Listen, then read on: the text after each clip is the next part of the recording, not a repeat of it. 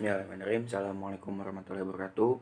Sebelumnya perkenalkan, nama saya Muhammad Fahri dari Penjas 5B, nomor absen 17 NIM 180462. Di sini saya akan menjelaskan tentang materi kedaruratan medis 1, gigi lepas, gigi patah, mimisan dan asma. Mungkin untuk gigi lepas, mungkin pertama untuk kejadian untuk gigi lepas itu kan bisa berbagai macam penyebabnya, apakah dari benturan ataukah jatuh atau seperti apapun itu. Nah, hal pertama yang harus dilakukan untuk melakukan penanganan terhadap orang yang mengalami lepas gigi atau giginya lepas, baik disebabkan oleh apapun itu, yang pertama yang harus dilakukan adalah menenangkan orang yang menenangkan orang yang mengalami gitu. Menenangkan orang yang mengalami kejadian tersebut. Contoh ketika misalkan ada seorang yang giginya patah lalu datang pada kita untuk minta tolong, kita jangan kita harus bisa mengontrol diri kita sendiri, mengontrol emosi kita sendiri agar kita sendiri tidak merasa panik. Karena kenapa? Karena kepanikan itu sifatnya menular. Kenapa bisa disebutkan seperti itu? Contoh lah, bisa katakan seperti ini. Ketika saya sendiri panik untuk menangani orang yang giginya patah, orang yang giginya patah pun pasti bakal lebih panik daripada kita, karena dia yang mengalami. Karena dari ketakutan yang berlebih itu akan menimbulkan anxiety atau kepanik atau rasa takut. Dia akan cenderung berpikir yang tidak-tidak. Dia takut akan giginya tidak akan tumbuh lagi, dia panik giginya akan seperti apa, atau dia akan cenderung memikirkan sesuatu hal yang sebenarnya hal tersebut itu belum tentu terjadi ketika dia mengalami gigi lepas gitu. Nah, untuk hal yang bisa kita lakukan yaitu salah satunya dengan tangani gigi bagian atas. Jadi misalkan gigi atas nih, misalnya gigi atas yang ke patah. Nah, si ini tuh jangan sampai digosok-gosok gitu. Karena kan kalau misalnya gigi patah, otomatis darah itu akan muncul kan. Jangan pernah untuk berusaha untuk menggosok-gosok si luka tersebut misalkan giginya patah. Jangan pernah kita untuk menghilangkan noda bercak darah itu dengan digosok atau seperti apapun itu karena akan menyebabkan penuaan akar. Akan merusak permukaan akar. Ketika digosok misalkan, ini misalkan gigi kita lepas, gigi bagian atas kita lepas, lalu kita menggosok gusi dengan harapan luka itu tidak akan keluar. Justru itu tidak disarankan untuk dilakukan. Karena kenapa? Ketika kita menggosok, itu akan merusak akar gigi, akan merusak akan merusak akar permukaannya gitu kan. Nantinya mungkin pertama kita juga tidak tahu kan apakah tangan yang kita gunakan untuk menghapus si noda itu atau yang kita gunakan untuk menggosok itu bersih atau tidak. Jika tidak, pasti akan menyebabkan hal-hal yang tidak diinginkan. Contoh misalkan infeksi yang disebabkan oleh bakteri dari tangan kita sendiri, yang notabene kita tidak tahu tangan kita itu sudah menyentuh apa, sudah melakukan apa kan. Lalu bilas gigi dengan semangkuk air. Jadi lebih baik daripada digosok, mending dibasuh atau enggak kumur-kumur gitu kan. Selain itu, kita bisa memasangkan kain untuk karena logikanya mungkin ketika kita lepas gigi otomatis kita akan merasakan ngilu, sakit gitu kan. Daripada kita nahan sakit gitu kan. Biasa orang nahan sakit kan suka bahasa Sundanya ngarapatkeun gitu kan. Bisa merapatkan gigi kayak gini kan, kayak yang gemes gitu karena menahan sakit gitu kan. Daripada kita menahan sakit tanpa ada apa, nanti si gigi itu ketika gigi atas bertemu dengan gigi bawah akan terjadi tekanan, dan nantinya ditakutkan malah terjadi luka yang lebih parah. Ya otomatis mending disimpan kain basah kain basah atau enggak kain kasa yang lebih steril gitu kan. Nah, untuk penindakan lanjutnya bisa langsung dibawa ke rumah sakit gitu kan, untuk mendapatkan penanganan yang lebih intensif dan penanganan yang lebih baik gitu. Selanjutnya untuk penanganan gigi patah. Ini terjadi ketika sedikit cerita ya. Ini terjadi ketika waktu itu saya di pesantren kelas 8 SD kalau nggak salah. Kelas 8 SMP atau kelas 2 SMP. Waktu itu teman saya lagi iseng, yang namanya anak-anak kan pasti iseng kan, apapun itu pasti diselingi dengan bercanda gitu kan. Waktu itu saya seasrama lagi beresin asrama, ngepel. Temen saya iseng gitu kan, temen saya iseng buat main seluncur-seluncuran di lantai. Alhasil ketika dia seluncur, dia jatuh ke depan dan gigi bagian atas ini patah. Dan gigi bagian ini patah. Panik dia kan, nangis, kejer, padahal badan gede, nangis, kejer, panik karena dia takut gitu kan. Kayak gigi saya patah, nanti takutnya malah jadi jelek gitu kan mukanya, padahal ya itu mah balik lagi sih menurut penilaian masing-masing gitu kan. Dan di situ saya melihat gitu kan, hal yang penting dilakukan itu untuk bukan hanya untuk si orang yang mengalami gigi patah, tetapi untuk orang-orang yang ada di sekitar tersebut.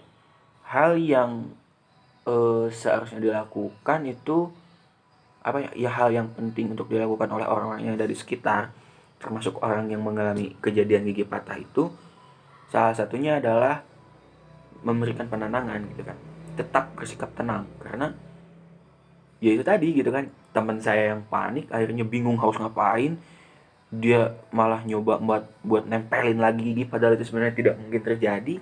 Tapi nggak mungkin ketika ditempelin langsung nempel gitu kan, dia bingung harus kayak gimana. Dan itu disitulah peran peran setidaknya kita bisa membantu teman kita yang mengalami hal tersebut dengan kita tetap bersikap tenang gitu, tanpa apa ya, tanpa bahasa Sundanya ngilu ngariweuh gitu. Nah, selain itu sama seperti dengan gigi lepas, jangan digosok atau dilap gitu kan. Apalagi dilapin dengan tisu, karena tisu itu pasti bakal nempel. Kalau tisu itu ketika ditempelin di gigi tuh, cobain aja lah tisu. Tisu kita simpan di atas langit-langit ini, kita cabut pasti kebanyakan ada yang nempel gitu kan, karena rapuh gitu. Tisu itu rapuh, dan ketika ditempelkan dengan air, dia ketika kita cabut itu rapuh bener-bener rapuh gitu. Ditakutkan ketika kita disimpan di gigi yang patah, kita cabut malah ada yang menempel, itu nanti ditakutkan malah jadi susah buat dibersihkan gitu kan. Lalu apa ya, bagusnya itu direndam dengan susu untuk menjaga kondisi gigi yang patah tetap terjaga gitu kan, nantinya agar bisa ketika gigi yang patah itu mungkin bisa diperbaiki oleh dokter gigi yang lebih ahli gitu kan, yang lebih ahli dan yang lebih tahu penanganan itu. Nah, alangkah baiknya si gigi yang itu tuh nggak dibuang atau nggak dikemana-kemanain, tapi direndam pada air susu, agar apa ya, karena mungkin susu juga memiliki kalsium yang baik mungkin, dan nutrien. Lalu kalau tidak ada, kalau misalkan memang tidak ada susu di sekitar situ, nggak ada warung buat beli susu atau nggak ada teman yang punya susu, maka langkah selanjutnya lebih baik disimpan di dalam mulut, karena agar tidak apa ya, mungkin karena kalau misalkan di luar kan cenderung ditakutkan ditempeli oleh bakteri-bakteri yang nggak jelas gitu kan. Lebih baik disimpan di dalam mulut, ya walaupun sama mulut pun memiliki bakteri, tapi seenggaknya gitu kan, tapi di mulut itu karena memang gigi juga adanya di mulut gitu. Lalu baiknya itu disimpan di bawah lidah, disimpan di bawah lidah, si giginya disimpan di bawah lidah seperti itu. Lalu ya sama sih, kalau misalkan untuk penanganan lebih lanjutnya dibawa ke rumah sakit atau enggak ke dokter gigi terdekat untuk mendapatkan penanganan yang lebih baik, penanganan yang lebih baik gitu. Oke, lanjut ke materi selanjutnya, yaitu penanganan kepada orang yang mengalami mimisan. Untuk orang yang mengalami mimisan atau mimisan itu mimisan sebenarnya apa sebelumnya mimisan itu apa sih? Mimisan itu ya adalah kejadian ketika hidung kita, lubang hidung kita mengeluarkan darah. Dan itu disebabkan oleh lepasnya suatu apa ya? Suatu payogi itu satu mukosa yang mengandung pembuluh darah kecil di hidung ini. Nah, otomatis si darah itu apa ngucur ke bawah gitu kan, ngucur gitu kan. Nah, penyebabnya itu bisa karena benturan, bisa karena kelelahan, ataupun juga bisa karena suhu yang ekstrim. Baik itu terlalu panas ataupun itu terlalu dingin. Seperti itu. Untuk penanganan untuk penanganan bagi orang yang mengalami mimisan ini, kalau yang pernah terjadi pada saya sendiri, ibu saya menyuruh untuk jangan apa ya, jangan jangan dipencet gitu, karena takutnya ketika dipencet malah si darah itu menggumpal di hidung dan nantinya malah menyumbat, malah menyumbat gitu, nantinya kita menyumbat ketambah, apalagi kalau misalkan kita panik. Orang kebanyakan kalau misalkan lihat darah itu kan pasti dia mengalami suatu kepanikan, takutnya kenapa, takutnya habis darah atau apa gitu kan. Padahal sebenarnya itu balik lagi seperti materi-materi apa seperti yang udah dijelasin di awal yang tadi gitu kan. Salah satu hal yang dilakukan itu ditetangin gitu kan. Sekarang gini, kalau misalkan kita darah keluar banyak nih misalkan, lalu orang itu nggak tahu dan dia mencet hidung, karena takut, karena dia panik, dia nggak mau darahnya terlalu banyak keluar, dia mencet hidungnya, ditambah dia panik, otomatis nggak bisa napas kan. Gimana kalau misalkan orang itu malah pingsan ketika dia memencet hidungnya untuk menahan pendarahan dan malah menyumbat sendiri hidungnya, akhirnya dia susah untuk bernapas gitu kan. Nah, selain itu untuk apa namanya, kalau misalkan mau jangan dipencet dari sini, tapi ditekan dari sini, dari pangkal hidung, di sini. Tekan selama 5 sampai 10 menit. Nah, lalu bagusnya ketika kita menekan, badan kita lebih bungkuk ke bawah, cenderung sedikit dibungkukkan ke depan gitu kan. Lalu berikan instruksi untuk orang yang mengalami mimisan untuk bernapas lebih baiknya bernapas menggunakan mulut. Guna napasnya dari mulut aja dulu gitu, daripada kita maksain napas lewat hidung, akhirnya malah kayak gimana gitu kan, kita nggak tahu. Nah, lalu ketika kalau misalkan udah dipencet pangkal hidung sama 5 sampai 10 menit, lalu yang selanjutnya yaitu bersihkan darah yang ada ini kan. Kalau bahkan nggak bisa aja kan bisa kering, kalau nggak masih banyak darah yang menggumpal di sini, bersihkan gitu. Kalau waktu itu saya disuruh sama mama tuh bersihinnya itu pakai air hangat. Jadi ibu saya tuh ngasih kayak mangkok kecil, di dalamnya itu diisinya air hangat, lalu dikasih dengan kapas itu dimasukkan air hangat, terus ininya dibasuh, dibersihin gitu. Lalu setelah, kalau misalkan udah kayak gitu sih, udah bagus gitu kan, udah bagus gitu. Nah, lalu